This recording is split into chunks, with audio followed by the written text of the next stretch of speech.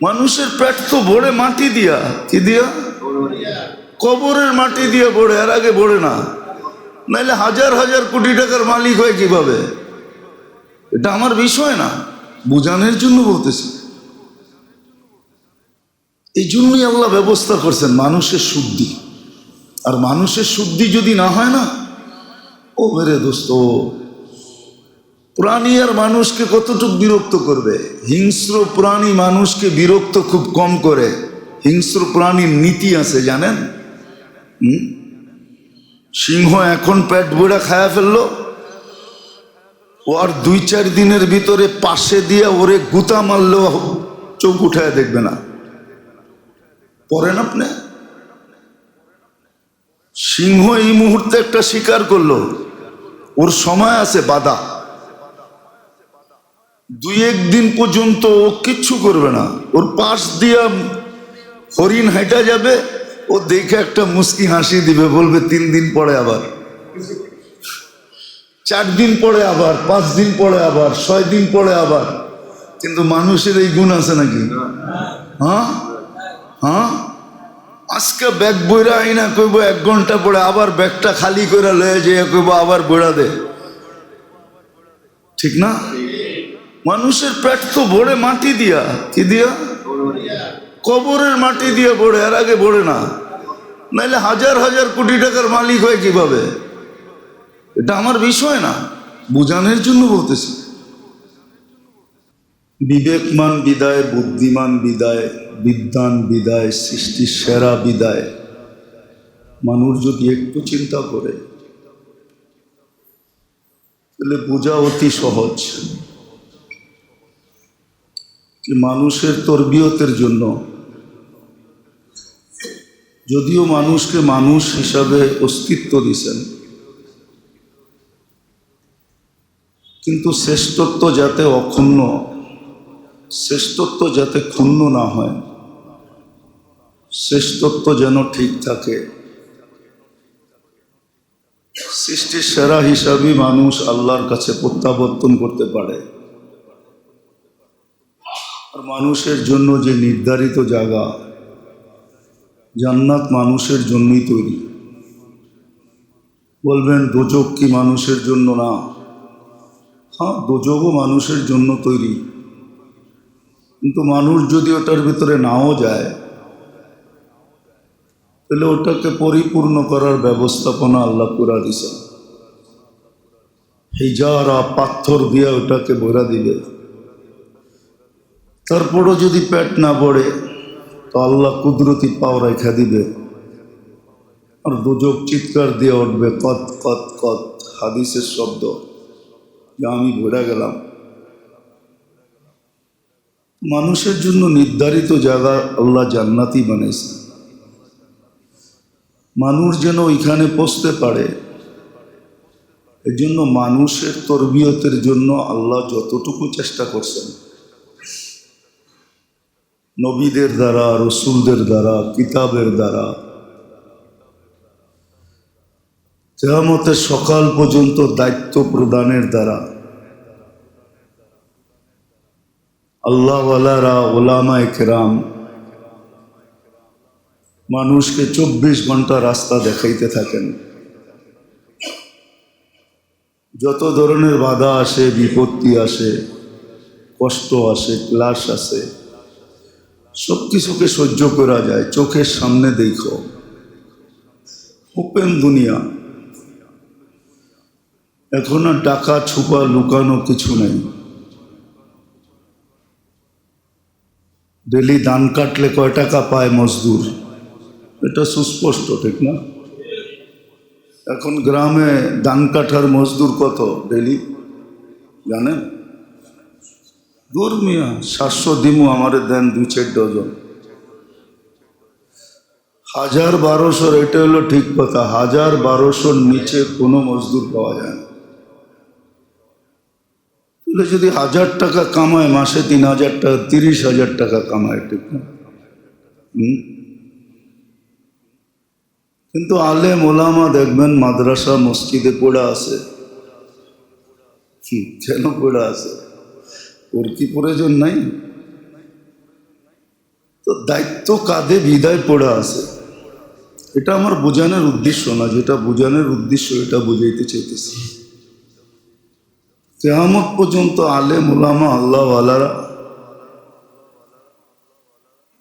দায়িত্ব কাঁধে বিদায় মানুষের তরবিয়তের রাস্তা দেখাইতে থাকে। আমার তো একটা ভাবনা বা বুঝ চিন্তাধারা, আল্লাহ মানুষকে যতটুকু বুঝাইতেছেন, তরবিয়ত করতে চাইতেছেন, এতটুকু যদি অন্য কোনো প্রাণীকেও বলতো,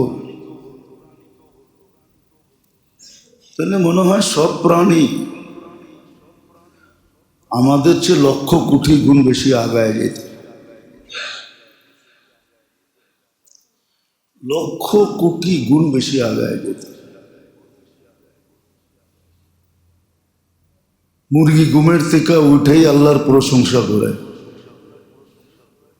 আমরা যদিও বলি মুরগি আজান দেয়, কিন্তু আজান দেয় না, ও তো আল্লাহর প্রশংসা করে। শুকরও ঘুমের থেকে ওইটা আল্লাহর প্রশংসা করে। কিন্তু বলেন আমরা ঘুমের থেকে ওইটা কয়জন ঘুমের দোয়া পড়ছি? এই যে নতুন একটা জীবন ঘুমের থেকে উঠার পরে দিল, কয়জন আল্লাহ শুক্রিয়া আদায় করছি? দোয়া না, শুধু আলহামদুলিল্লাহ বলছি, এরকম কয়জন বলেন? নিজের বিবেককে প্রশ্ন করেন। আচ্ছা, মউত নামই হইতো, এরকম ঘুমের ঘরেই যদি রেখা দিতেন। 27 বছর ধরে তো একজন আছে ঘুমের ঘরে পড়ে আছে, নাই? নেটে সার্চ দেন, যুবরাজ একজন ঘুমায় আছে সৌদি আরবে। কত বছর? 27 বছর ঘুমায় আছে। দেখেন, সার্চ দেন, এখন পাবেন। আপনি যদি ঘুমের ঘরে থেকে যেতেন, 309 বছর আসহাবে কাহাফকে ঘুমের ঘরে রেখে দিয়েছেন। সালাসামিয়াতু সানা ওয়াজদাদু তিসআ। তাহলে কে উঠাইতো আপনাকে? ঘরালারও তো বিরক্ত হয়ে যেত, যেটা ওঠে না কেন, হয়তো মরক নাইলে ওঠো, এটাই তো বলতো। মাঝে মাঝে অসুস্থ রোগী নিয়ে তো আমাদের কাছে আইসা দোয়া চায়, হুজুর দোয়া করেন সুস্থ হোক নাহলে চলে যাক। অথচ আপনজন এই যে ঘুমের থেকে উঠলাম, কয়জন আলহামদুলিল্লাহ বললাম? অথচ শুকর ঘুমের থেকে উঠা বলে আলহামদুলিল্লাহিল্লাযী খালাকানি, প্রশংসা ওই আল্লাহর যিনি আমাকে অস্তিত্ব দিল।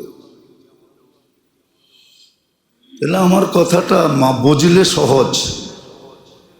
মানুষের তরবিয়তের জন্য, মানুষকে মানুষ হিসাবে বানানোর জন্য, মানুষ হিসাবে প্রত্যাবর্তনের জন্য, যেন সে তার সঠিক ঠিকানায় পৌঁছতে পারে, যেন তার মর্যাদাটা অক্ষুণ্ণ থাকে, সঠিক থাকে, সৃষ্টির সেরা হিসাবেই সে যায়। ফেরেশতা যেন তাকে সেলুট দেয়, কবর যেন তাকে দেখা বলে ইদান উহাব্বিলু লাকা বাতনি খাদরা, আমি আমার পেটটা তোমার জন্য সবুজ শ্যামল করে দেব। ফেরেশতারা যেন বলে নাহনু আউলিয়াউকুম ফিল হায়াতিদ দুনিয়া ওয়া ফিল আখিরা, দুনিয়া তো ছিলাম, দুনিয়ালারা তোমাকে একা একই রেখা যাবে, কিন্তু আমরা রাখবো না, আমরা তো তোমাকে বেষ্টিত করে রাখবো। একটু বুঝি, মানুষের তরবিয়তের জন্যই আল্লাহ চেষ্টা করতেছেন। বলবেন টাকা পান বিদায় আমাদেরকে বোঝান না, টাকা পাই বিদায় বুঝাই না। এর চেয়ে বেশি টাকা বহুত রাস্তায় কামানো যায়। দুনিয়ালা কামাইতে পারলে আমরা কামাইতে পারবো না কেন? আমাদের কি বিবেক বুদ্ধি নাই? শক্তিহীন, গায়ে শক্তি নাই, মাথায় মেধা নাই, যদি মেধা না থাকতো তাহলে এত অল্প বয়সে হাফেজ হয় কি করে? আপনার জীবনের পড়ার একটা বুক মুখস্থ শোনায় দেন আমারে, মেনা নিমু আপনার মেধা আছে। এত বড় কোরআন শরীফ মুখস্থ করে কি করে? মেধা না থাকলে হাজার হাজার হাদিস মুখস্থ করে কি করে? বলেন, লক্ষ লক্ষ মাসলা মুখস্থ করে কি করে? মেধা আছে। মেধা কি দেখছেন? বড় মেধা আছে আলেমুল আমাদের। আপনি হয়রান হয়ে যাবেন মেধা কি তাকে বলে।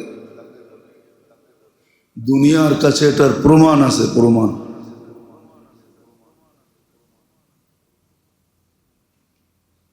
দুনিয়া করতে পারতো, মেধা আছে, এমন না যে মেধা নাই। তো যেটা বুঝাইতেছিলাম ভালো মতে বোঝেন, কাজে দিলে না। জীবনের গতি তার দ্বারায় চলে, আমার দ্বারায় চলে না। যিনি জীবন দিচ্ছেন, সেট করছেন, ওনার দ্বারায় জীবনের গতি চলে, আপনার আমার দ্বারায় চলে না। এই জন্যই তো মনীষীরা কখনো মাথা উঠাইতেন না, সারাদিন চুপ থাকতেন আর ভাবতে থাকতেন।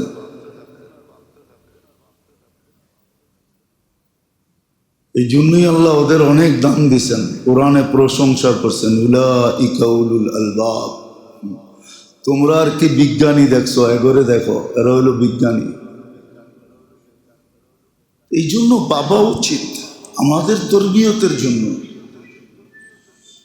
আমাদের অনেকগুলো জিনিসকে অক্ষুণ্ণ রাখার জন্য, শ্রেষ্ঠত্বকে ঠিক রাখার জন্য আল্লাহ মানুষকে তরবিয়ত করছেন। আল্লাহ নিজে মুরব্বী, তরবিয়ত করছেন মানুষকে, সঠিক রাস্তা দেখাইছেন, সদা সর্বদা সতর্ক করেন। ইউহাযযিরুকুম, কোরআনের শব্দ, তোমাদেরকে সদা সর্বদা দুটা রাস্তা রাইখা দেখায় দিছেন। যদি এতটুকু অন্য কোনো প্রাণীকে করতো, আমার তো বিশ্বাস মনে হয় না মানুষের মতো অকৃতজ্ঞ হইতো। মানুষ বড় অকৃতজ্ঞ। কতিলাল ইনসানু মা আকফারা, মানুষ বড় নিমক হারাম। একটা কথা ভাবনার, ও নিজেকে মানুষ ভাবে কি করে যে নিজের মঙ্গল বোঝে না, যে নিজের আখেরাত বোঝে না, সে নিজেকে মানুষ ভাবে কি করে? আল্লাহ আমাদের তরবিয়তের জন্য বড় ব্যবস্থাপনা করছে। নবী পাঠাইছেন, রসুল পাঠাইছেন, কিতাব নাজিল করছেন, খাতামুন নবী হিসাবে দায়িত্ব দিয়েছেন, কিয়ামতের সকাল পর্যন্ত নির্বাচিত দায়িত্ব প্রত্যেকটা মানুষকে দিয়েছেন। এমন না যে আমাদেরকেই দিয়েছেন, এমন না, উম্মতের প্রত্যেকটা ব্যক্তিকে দায়িত্ব দিয়েছেন যে তুমি নিজে নিজের শোধন করো এবং মানুষকেও শোধিত করো, তরবিয়ত করো। শ্রেষ্ঠত্বের কারণও বলে দিয়েছেন, কুনতুম খায়রা উম্মাহ উখরিজাত লিন-নাস। তোমার শ্রেষ্ঠত্বের কারণটা কি, এটাও বলে দিয়েছেন। তুমি শুধু উম্মত হইলেই শ্রেষ্ঠ না, তোমার কারণ কি, তুমি কেন শ্রেষ্ঠ। বিদায় মেরে দোস্ত, সময়টা চলে যেতেছে। নিজের তরবিয়তের জন্য নিজেই সজাগ হতে হবে। আল্লাহ আমাদের তরবিয়তের ব্যাপারে বড় সজাগ, এই জন্যই হুকুম দিছেন। যদিও আমাদের ভিতরে উত্তম অদমের একটা তাৎপর্য, উত্তম অদমের একটা সংজ্ঞা আমাদের কাছে আছে। সমাজে কেউ উত্তম কেউ অদম, একটা সংজ্ঞা আমাদের কাছে আছে। কিন্তু আল্লাহর কাছেও কিন্তু একটা সংজ্ঞা আছে।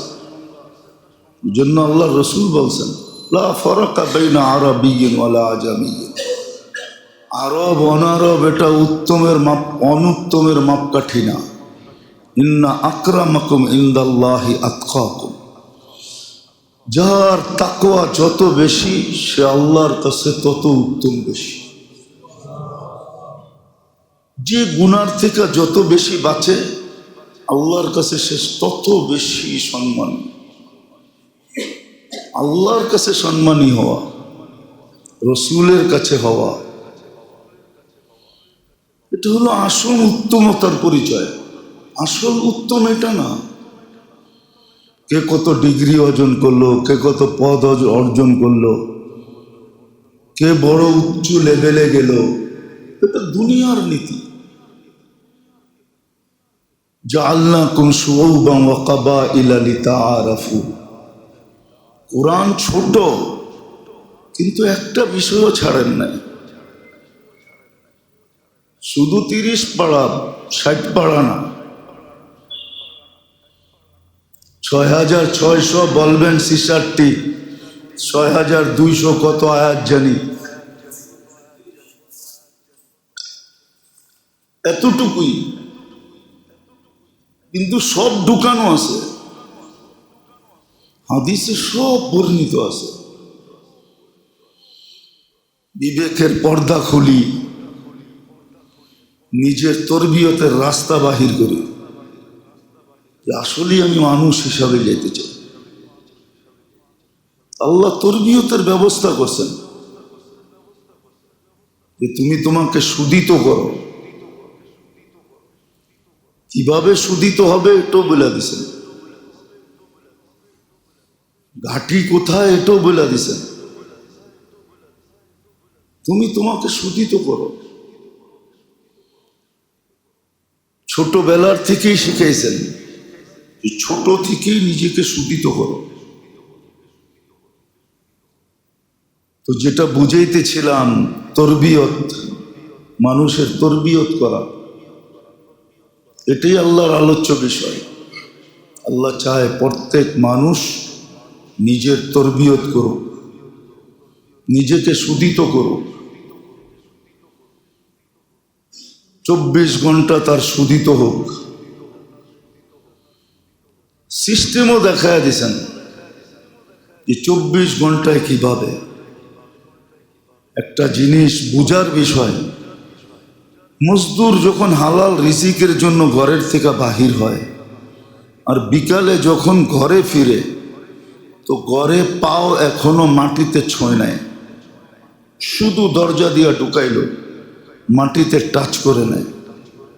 ডাইন পাও ঢুকাক আর বাম পাও ঢুকাক, এর পূর্ব মুহূর্তে তাকে আল্লাহ এরকম নিষ্পাপ করেন যেরকম তার মা তাকে এই মুহূর্তে জন্ম দিল। যদি সে হালাল রুজির জন্য সকালবেলা বাহির হয়, সারাদিন যে গামগুলা গরমে জড়তে থাকে, ওই গামগুলা হয়তো সে জমায়া রাখে নাই, সে ওয়েটও করে নাই, সে জানেও না কয় ফোঁটা জ্বলল, কিন্তু আল্লাহর কাছে প্রত্যেকটা ফোঁটা ঘাম সুরক্ষিত থাকে। বালুর যতগুলা কণা তার গায়ে লাগে, ধুলা বালু লাগে, যদিও সে বারবার ঝাইরা ফালায়, কিন্তু আল্লাহর কাছে সব সুরক্ষিত থাকে। কিয়ামতের দিন তাকে এটাকে সুগন্ধির ইট বানায়া তাকে উপহার দিবে। মামুলি বিষয় না কিন্তু। যদিও আমরা উদাসীন নিজের তরবিয়তের ব্যাপারে, বিলকুল উদাসীন। সমস্ত প্রাণী যেইভাবে জীবন কাটায় আমরা ওইভাবেই কাটাইতেছি, কোনো পার্থক্যতা নেই। যার কারণেই তো কোরআনকে ধ্বনি দিতে হয় মাঝে মাঝে। কোরআন আমাদের কানে ধ্বনি দেয়। যেমন হাদিস যে আছে, মানুষ যখন অট্ট হাসি দেয় তখন নিজের মাটিটা বলে, তাজহাকু আলা বাহারি, তুমি এত জোরে একটা হাসি দিলা আমার পিঠে। সাতাবকি ফি বাতনি, তুমি একদিনও তো ভাবলা না হতে পারে তুমি আমার পেটে কাঁদবে। মানুষ যখন ফুর্তিতে নাচতে থাকে, পার্টি করে না, পার্টি দেখেন না, বিয়ে শাদি, বুড়া বুড়ি সব মিলা নাচতে থাকে, ফুর্তি করে, কি এনজয় করে, এনজয়। আবার বলেও হুজুর একদিনই তো করবো, ঠিক না? কিন্তু ও জানে না নিচের মাটিটা কি বলতে থাকে। নিচের মাটিটা বলতে থাকে তাসুরু আলা দহরি, তুমি আমার পেটে ফুর্তি করো, ঠিক না? সাতাহজানু ফি বাতনি, হতে পারে দুঃখের সমুদ্রে তুমি আমার পেটে ডুববে। হ্যাঁ, ডুববে তুমি।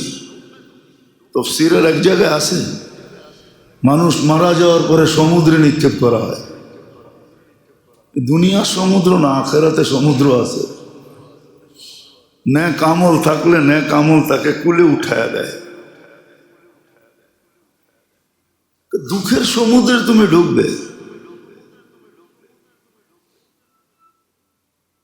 আবার যখন রং তামাশা করতে থাকে, রং তামাশা করে না, না করে না? দেখেন না আমাদের দেশে ছেলের জন্য হলুদ আছে, মেয়ের জন্য হলুদ আছে, না নাই? ওই দিন রং তামাশা করে, ঠিক না? রং ছিটাছিটি করে, ঠিক না? একদিনই তো করবো, ঠিক না? বিয়া তো আর প্রতি মাসে হইব না, জীবনে একবারই হইব, ঠিক না? ও জানে না নিচের মাটি কি বলে।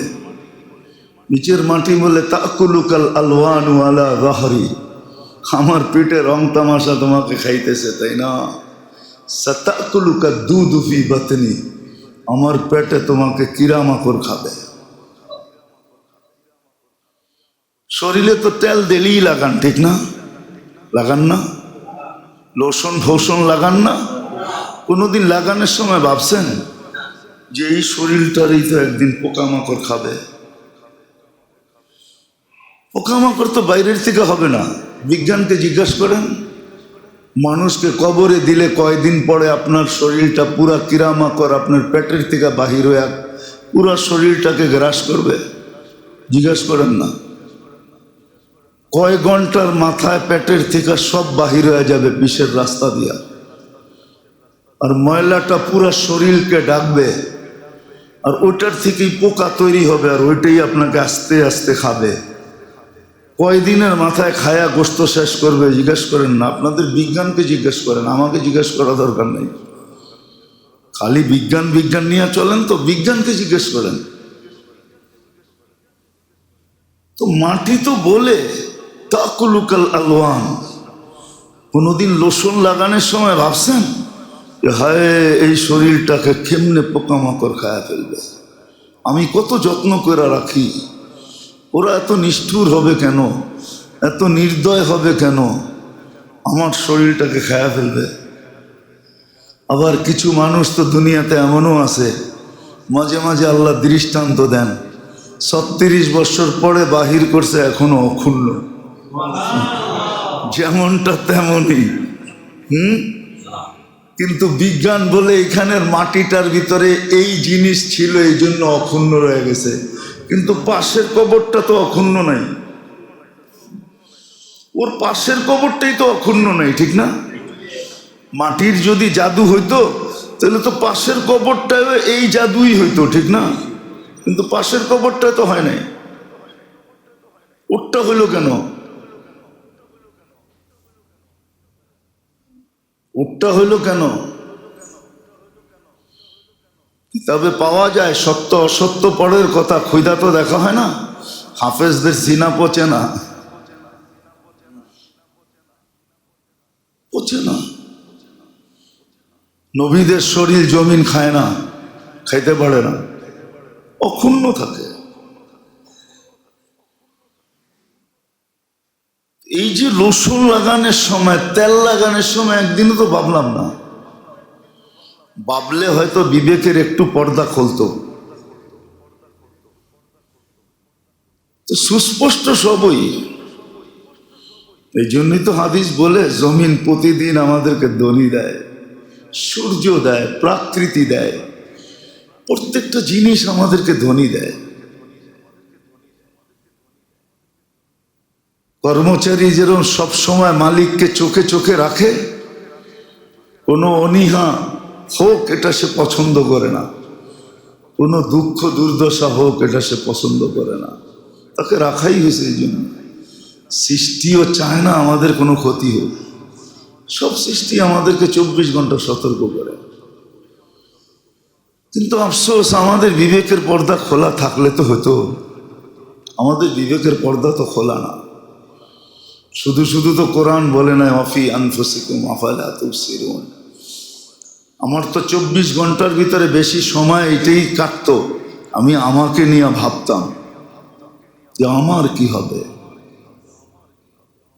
মৃত্যুর পরে আমার কি হবে, আমি কিভাবে আল্লাহর সামনে দাঁড়াবো, কি জবাব দিব, প্রশ্ন উত্তর তো হবে। এটি তো 24 ঘন্টা ভাবা উচিত ছিল।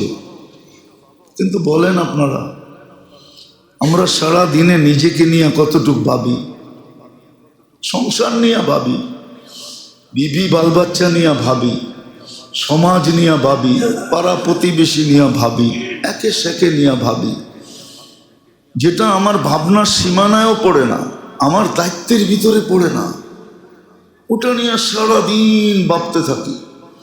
কিন্তু আমাকে নিয়ে আমি কতটুকু ভাবি? অথচ উচিত তো ছিল আমাকে নিয়ে ভাবা, নিজেকে নিয়ে ভাবা। অফি আনফুসিকুম আফালা তুবসিরুন। কোরআন তো এটাই বলে যে তুমি তোমাকে নিয়ে ভাবো, তুমি তোমাকে নিয়ে চিন্তা করো, তোমার শুদ্ধির ব্যবস্থা করো। তো কথা শুরু এটাই ছিল যে আল্লাহ মানুষের তরবিয়ত নিয়ে,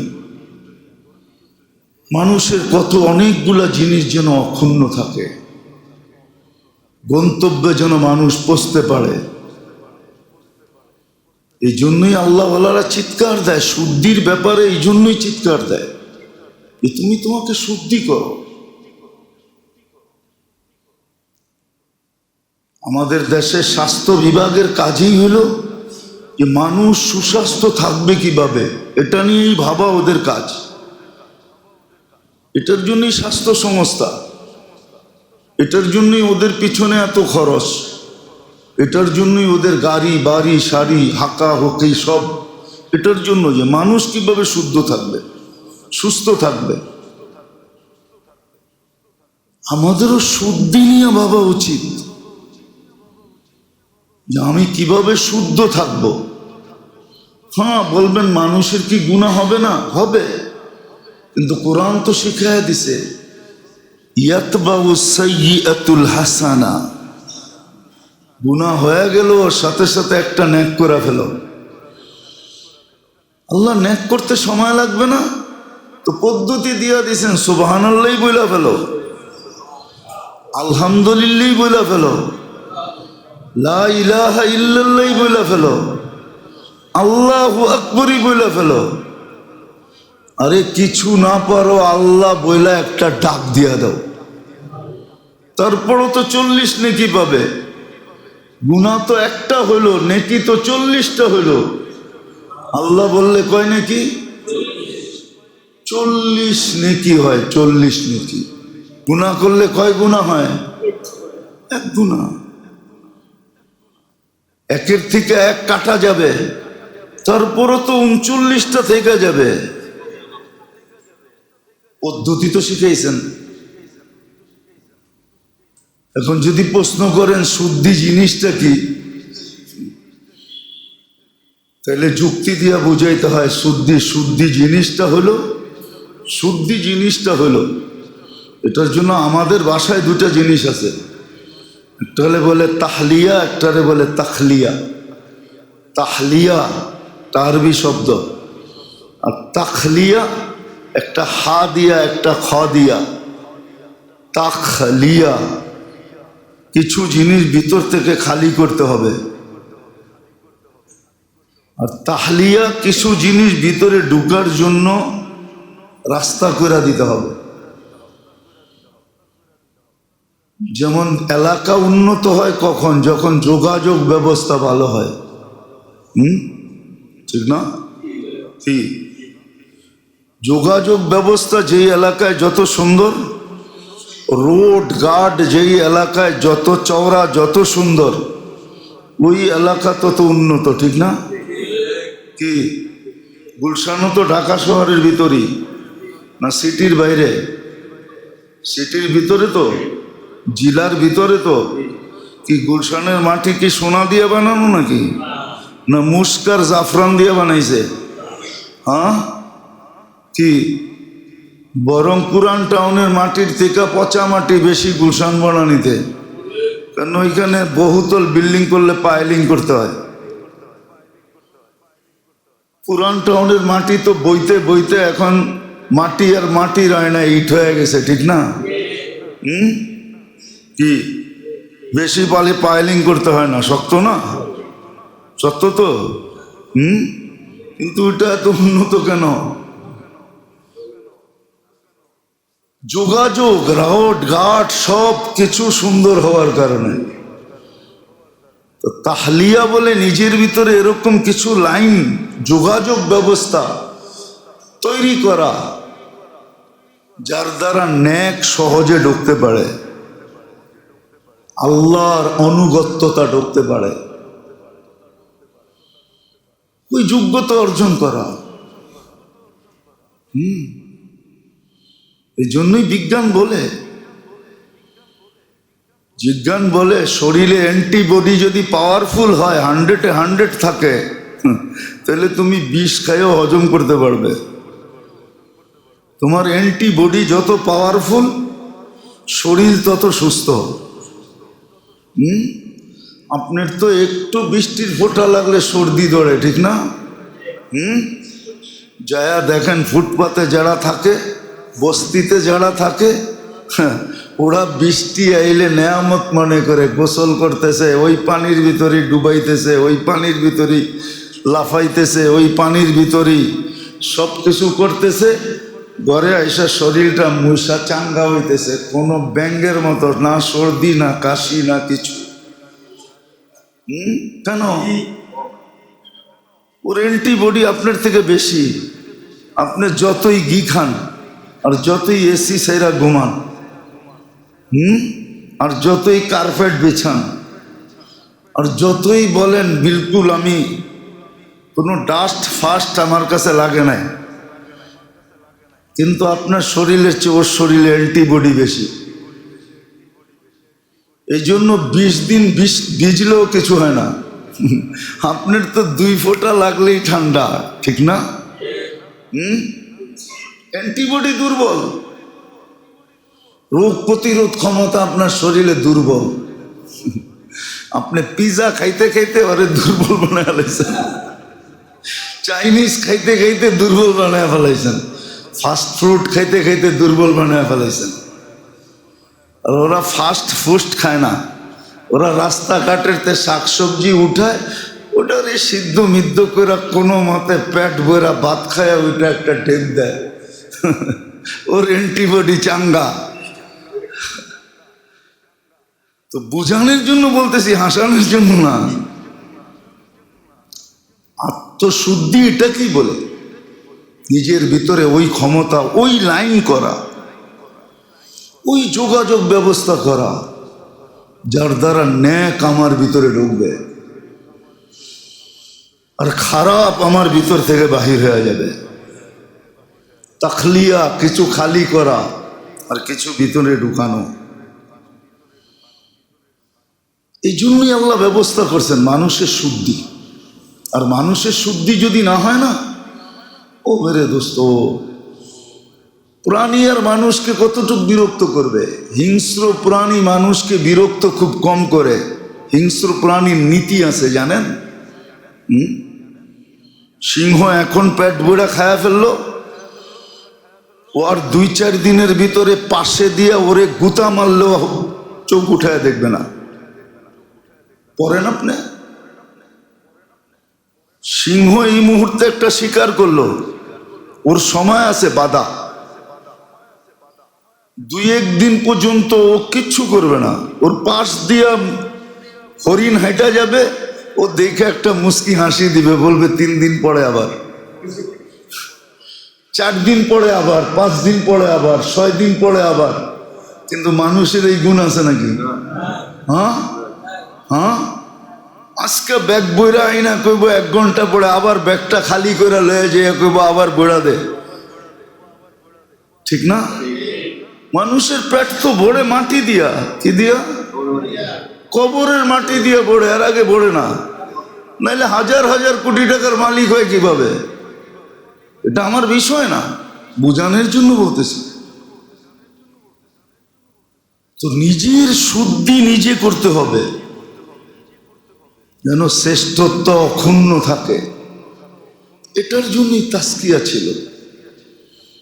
কোরআন শুধু শুধু 7 থেকে 11 বার কসম খায় শুধু শুধু বলে নেয়, ওয়াশ-শামসি ওয়া দুহাহা ওয়াল কমারি ইযা তালাহা ওয়ান নাহারি ইযা জাল্লাহা। 11 কসম খাওয়ার পরে বলছেন কদ আফলাহা মান যাক্কাহা। তুমি তোমাকে শুদ্ধি করো, তরবিয়ত করো, তরবিয়ত করো। এই জন্য আল্লাহ মানুষের তরবিয়তের খেয়াল রাখছেন বেশি। আজকে তো আমরা যাইতে চাই না, করতে চাই না, শিখতে চাই না, জানতে চাই না, বুঝতে চাই না। আর পরিবেশ কেমনে তৈরি হয় জানেন? আসলে সবচেয়ে দোষ বড় আমাদের।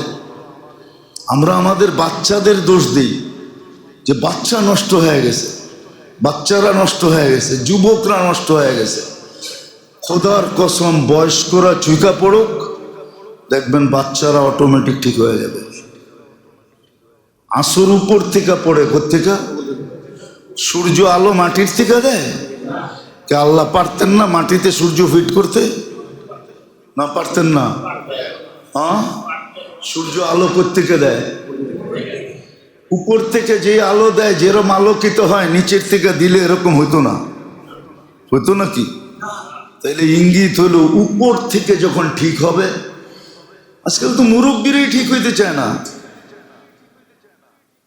মা বাবা কুতুব হইতে চায় না, বাচ্চাকে কুতুব বানাইতে চায়। তোরা আল্লাহওয়ালা হবি, আপনি কি হইবেন? নিজে আল্লাহওয়ালা হইতে চায় না। আগে নিয়ম ছিল, নিয়ম মুসলিম সমাজে নিয়ম ছিল। বিয়ের আগে প্রত্যেক মেয়ে আল্লাহওয়ালা হতো।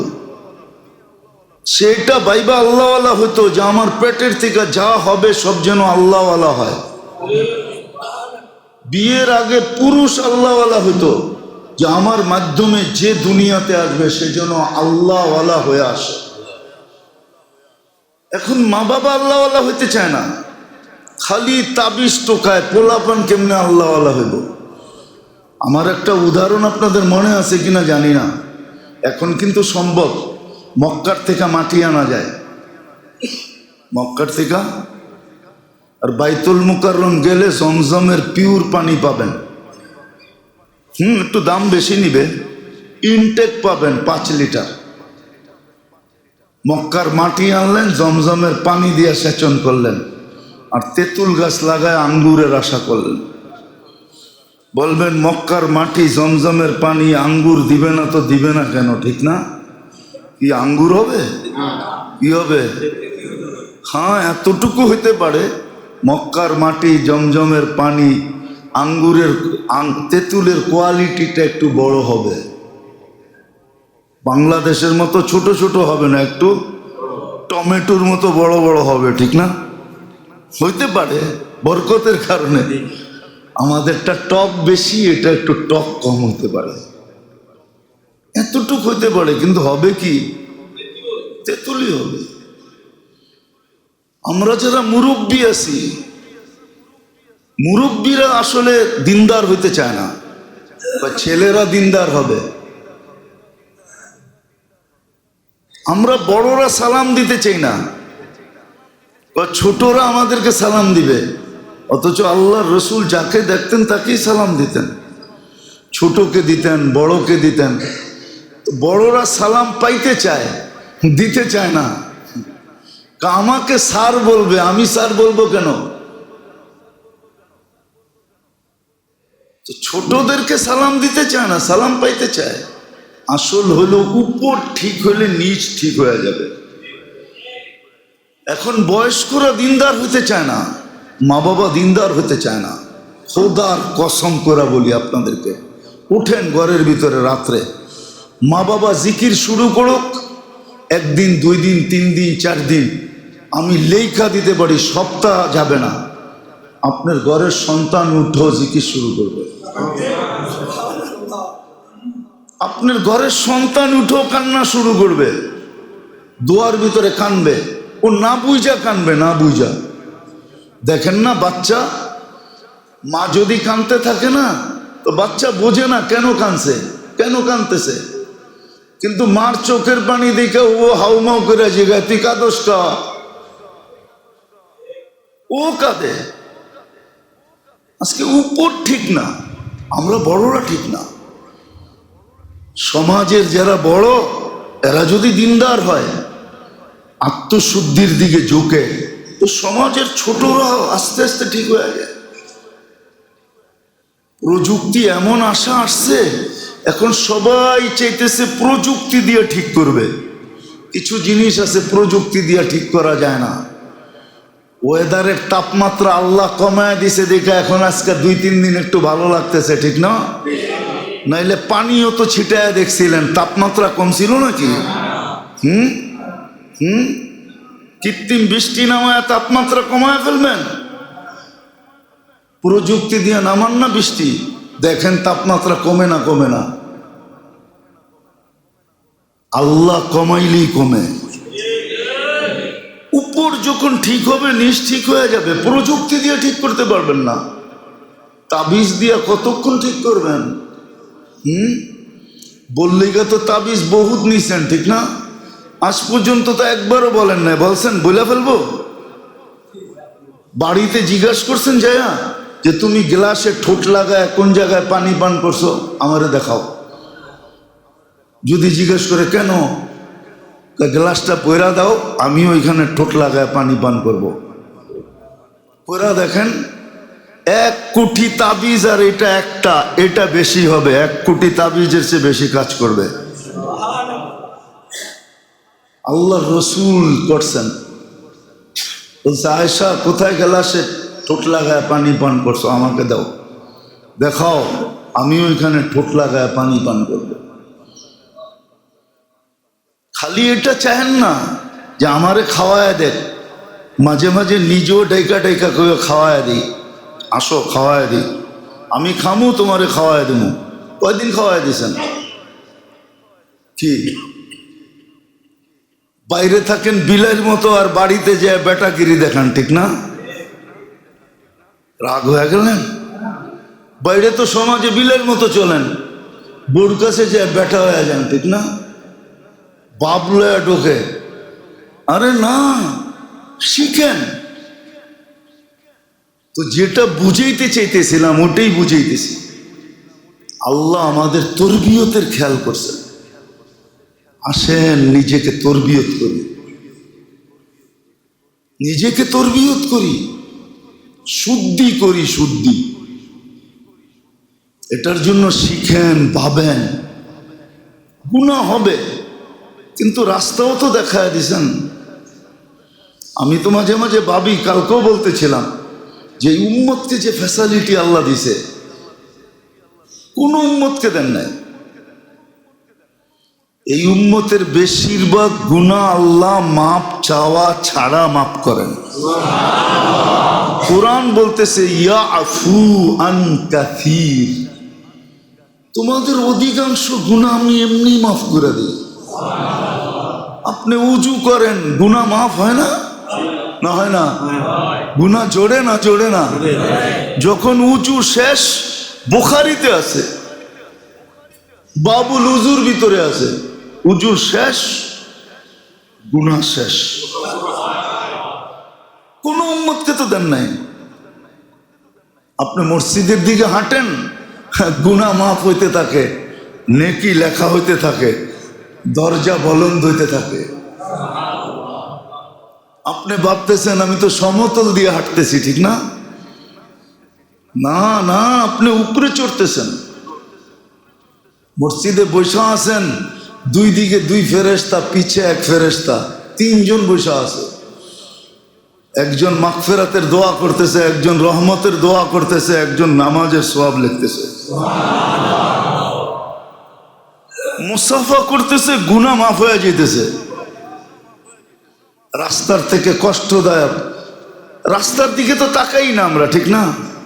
খালি ডাইনে আর বামে তাকায় আর উপরে তাকায়, দেখে উপরে কে তাকায় রয়েছে আর ডাইনে বামে কি আছে, ঠিক না? নিচে তো তাকাই না, নিচে তাকায় হাঁটেন। কষ্টদায়ক জিনিস রাস্তার থেকে সরায় দিল, পিছের গুনাহ মাফ। এই উম্মতকে যে ফ্যাসিলিটি আল্লাহ দিছে, কোন উম্মতকে তো দেন নাই। একটু হুকুম দিছেন, শুদ্ধি করে রেখো, কখনো যেন বিনষ্ট না হয়। নিজেকে সবসময় শুদ্ধির ভিতরে রাখো, অ্যান্টিবডি যাতে গুনাহ তোমার ভিতরে না ঢুকতে পারে। রমজানে বলছিলাম মনে হয় যে তাকওয়া কাকে বলে? তাকওয়ার নাম হলো অ্যান্টিবডি। তাকওয়ার নাম অ্যান্টিবডি। অ্যান্টিবডি যখন পাওয়ারফুল থাকে, আমরা ছোটবেলা পড়ছি স্কুলে, রোগ বলে মানুষের শরীরে ঢোকে, তো অ্যান্টিবডি এর সাথে ফাইটিং করে, ফাইট করার পরে যদি অ্যান্টিবডি জিতা যায় তো ওটারে হারায়া শরীরতে বের করে দেয়। আর অ্যান্টিবডি যখন হারা যায় তখন শরীরের রোগ তার উপরে বিস্তার লাভ করে, এছাড়া লাভ করতে পারে না। তাকওয়া হলো অ্যান্টিবডি।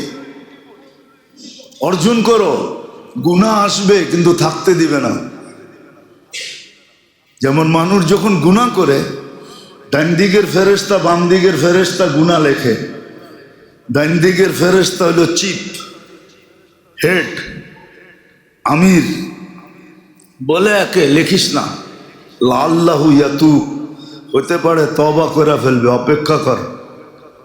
অ্যান্টিবডি যদি ভিতরে থাকে তো গুনাহ করবে, সাথে সাথে আল্লাহ বলে চিৎকার দিবে। আর হাদিসে আছে, বন্দা যখন গুনাহ করে রব্বানা বলে না, আদম আলাইহিস সালাম বলছিল ওনার ছেলে শীস আলাইহিস সালামকে যে দেখ আমি একটা গুনাহ করছি, কিয়ামতের সকাল পর্যন্ত মানুষ জানবে। গুনাহ না, ভুল, একটা ভুল করছি, কিয়ামতের সকাল পর্যন্ত মানুষ জানবে। কিন্তু উম্মতে মুহাম্মদী শত ভুল না গুনাহ করবে, আল্লাহ কাউকে জানতে দিবে না। আমি একটা ভুল করছি কবে, এটা মাফ হয়েছে কবে? উম্মতে মুহাম্মদী ভুল না গুনাহ করে খালি একটা চিৎকার দিবে, রব্বানা। আল্লাহ উপর থেকে জবাব দিবে, আলিমা আবদি আন্না লাহু রব্বা ফাগফারতু লাহু। আল্লাহ বললে বান্দা স্বীকার করলো আমি রব বলে আছি, যা গুনাহ মাফ করে দিলাম। মাপ চাইলো না, তাতে কি আসে যায়? রব তো বললো। এই জন্য বলতেছি নিজের তরবিয়ত করেন, শুদ্ধির সেন্টারের সাথে নিজের সংযোগ করেন। যাদের সাথে চললে শুদ্ধি হবে, যাদের কাছে গেলে শুদ্ধি হবে, যাদের সাথে বসলে শুদ্ধি হবে, শুদ্ধি করেন নিজেকে। এই জন্যই কোরআন হুকুম দিছেন, কদ আফলাহা মান যাক্কাহা। কোরআন হুকুম দিছেন শুদ্ধি করো, শুদ্ধি করো তুমি তোমাকে। এটা আল্লাহর সুযোগ। আজকে শুদ্ধির সুযোগ আছে, কালকে শুদ্ধি করতে চাবে কিন্তু সুযোগ পাবে না। এই জন্যই আত্মশুদ্ধির উপরে এত জোর, তরবিয়তের এত জোর। আল্লাহ মানুষের তরবিয়ত করতে চাইতেছেন, মানুষ যেন মানুষ থাকে। কেননা মানুষ যদি মানুষ না হলো, তাহলে সে শুধু বিপদগ্রস্ত হবে না, মানুষ যদি মানুষ না হইল তাহলে সে শুধু বিপদগ্রস্ত হবে না, পুরা সৃষ্টি তার দ্বারা বিপদগ্রস্ত হবে, পুরা সৃষ্টির ক্ষতি হবে, মানুষের শুধু হবে এমন না। এই জন্য এক জায়গায় আছে, এর আগেও মনে হয় কখনো বলছিলাম যে মুসা আলাইহিস ইসলামের জমানায় খরা চলতেছিল, খরা, অনাবৃষ্টি চলতেছিল, মানুষ অতিষ্ঠ হয়ে গেছে গরমে। তো মুসা আলাইহিস ইসলামের কাছে গেছেন, বলছে একটু দোয়া করেন না, বৃষ্টি আসুক না। তো বলো চলো ইস্তেসকার নামাজ পড়তে। বৃষ্টি মুখ দিয়া বললে তো হবে না, পদ্ধতিও তো আছে, চলো। তো চলছে, পথিমধ্যে যে মুসা আলাইহিস ইসলাম বলতেছে চলো বৃষ্টি চলে আসবে, নামাজ পড়তে হবে না। তো বলছে এটা আবার কেমন কথা, বাড়ি ঘরের থেকে বাহির করে নিয়ে আসলেন, এত দূর হাইটা আসলাম, এত কষ্ট করলাম, এখন কোন বৃষ্টি হবে, নামাজ পড়তে হবে না? বনি ইসরাইল ছিল একটু গার্তারা। তো মুসা আলাইহিস ইসলাম বলতেছিলেন যে বলার তো ইচ্ছা ছিল না, কিন্তু গার্তারামির কারণে বলতে বাধ্য, কাজে তোমাদের আগে পিঁপড়ার দোয়া কবুল হয়ে গেছে।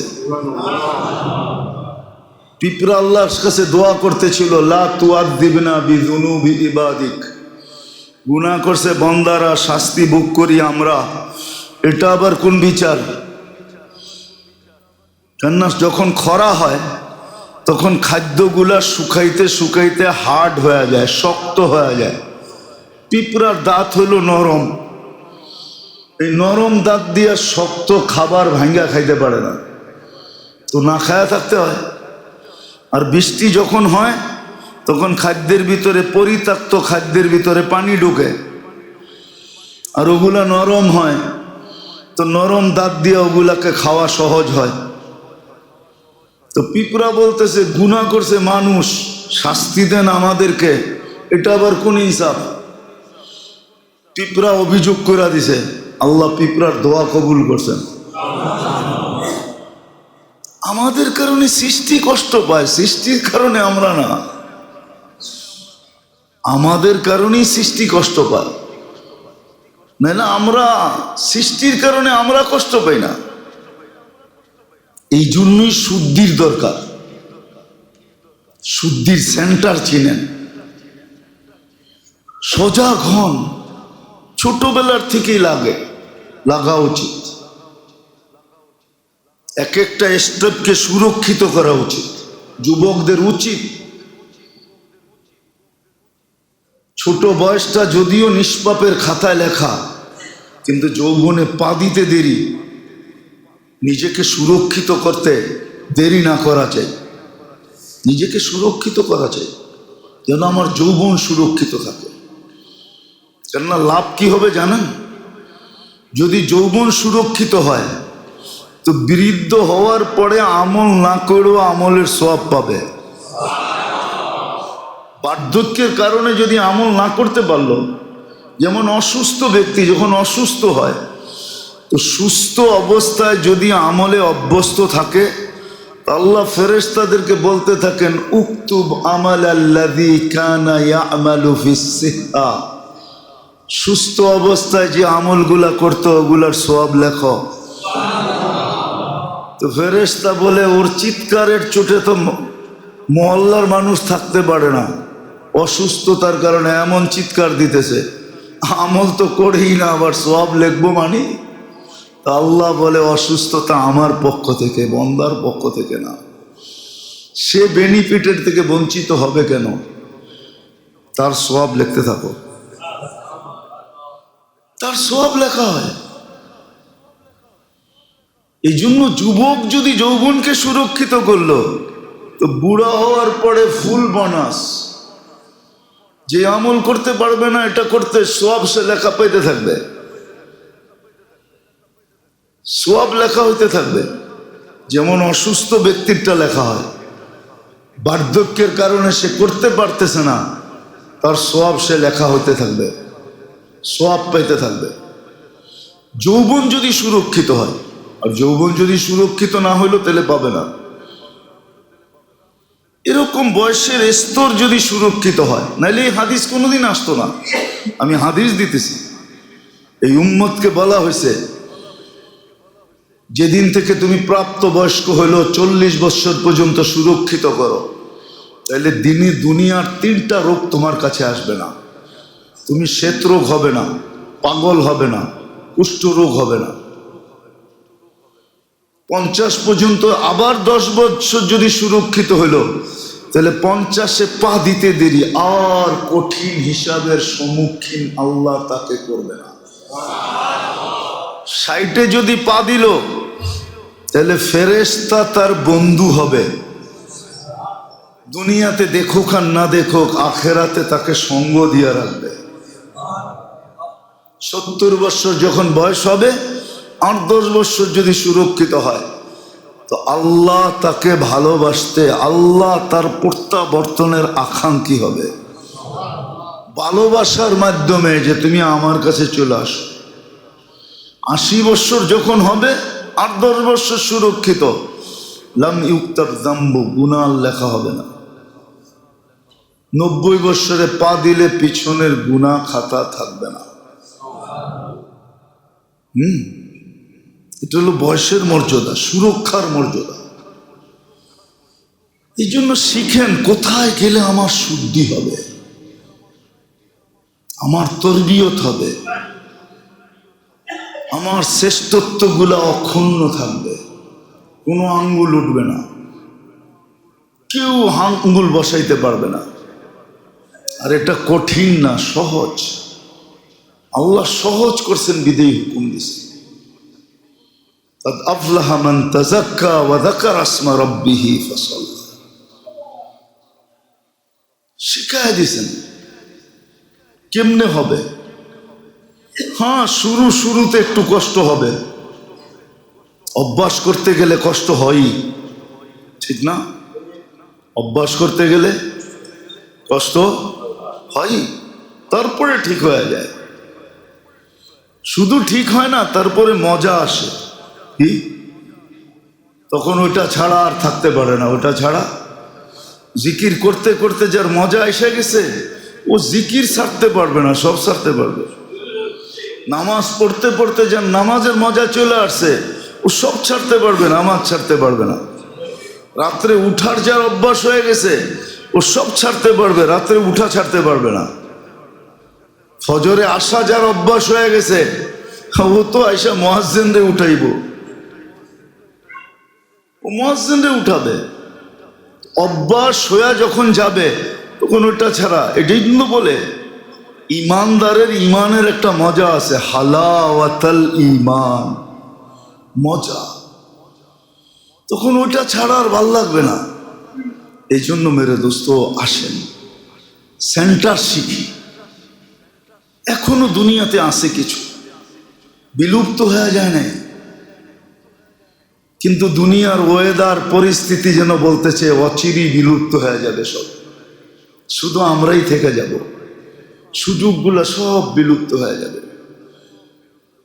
দুনিয়া কোন দিকে মোড় নেয় কেউ জানে না। যদিও এক একজনে এক এক ধরনের চর্চা করতেছে, মত ব্যক্ত করতেছে, কিন্তু অচিরেই মনে হয় কিছু একটা ঘটতে যাইতেছে। এই জন্য উচিত এখন থেকেই সংযুক্ত হওয়া, নিজের শুদ্ধির ফিকির করা। কথাটা ছিল কোন জায়গায়, কথাটা লাগায়া দিছে কোন জায়গায়। বাংলা একটা কথা আছে, নিজের চরখায় তেল দাও। এটা ছিল শুদ্ধির ব্যাপারে, যে নিজেকে আল্লাহওয়ালা বানানোর ব্যাপারে, আল্লাহর সাথে সম্পর্ক গড়ার ব্যাপারে, নিজেকে আত্মশুদ্ধি করার ব্যাপারে, নিজেকে আখেরাতের জন্য প্রস্তুতি করার ব্যাপারে নিজের মধ্যে নিজে লেগে থাকো। এটা নিয়ে লাগাইছে দুনিয়ার ব্যাপারে। নিজের চরকায় নিজের তেল দাও। আমি নামাজ পড়ি না, তোর কি আসে যায়, ঠিক না? আরে আমার কিছু আসে যায় না, আমার কিছু আসে যায় না। আপনি যদি ঘরেই বাথরুম করেন আর পরিষ্কার না করেন, আমার কিছু আসে যায় না এটা বললে চলবে না, কেননা একদিন, 2 দিন, 3 দিন, চতুর্থ দিন যে দুর্গন্ধ প্রতিবেশীর ঘরে যাবে, ও অতিষ্ঠ হয়ে বাইরে আসবে, ঠিক না? এই জন্য আপনাকে বলা হয় সিস্টেম করে বাথরুম করেন, ঠিক না? যাতে দুর্গন্ধ মাটির নিচে চলে যায়, প্রতিবেশী অতিষ্ঠ না হয়।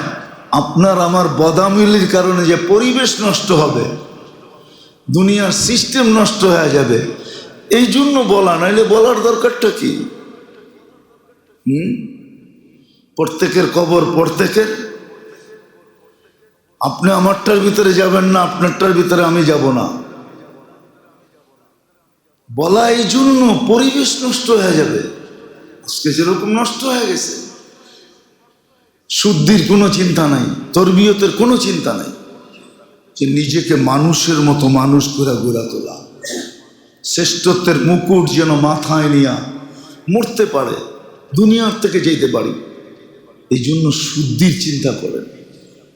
ক্ষেত্র এখনো আছে, আলেম ওলামা এখনো আছে। অচিরেই কোন দিন সকালে উঠা দেখব যে 100 এক রাত্রে চলে গেছে। 2020 করুণার বৎসর, মানুষ করুণা নিয়ে কাঁদে। আমরা তো কাঁদি যে 1-2 বৎসরে করুণার 20 এবং 21-এ দুনিয়ার থেকে 100 না 1000 সূর্য উঠে গেছে, আল্লাহওয়ালা শূন্য হয়ে গেছে, বড় বড় আলেম উঠে গেছে। আপনি বলবেন আমরা কি শিক্ষিত কম? আপনি শিক্ষিত, আমি মানি। আপনি শিক্ষিত, আমি মানি। ডুব সবাই দিতে পারে, কিন্তু ডুবুরি নাম সবার হয় না। ডুব দিলেই কি ডুবুরি হয় নাকি? ডুব তো সবাই দিতে পারেন না ডুব?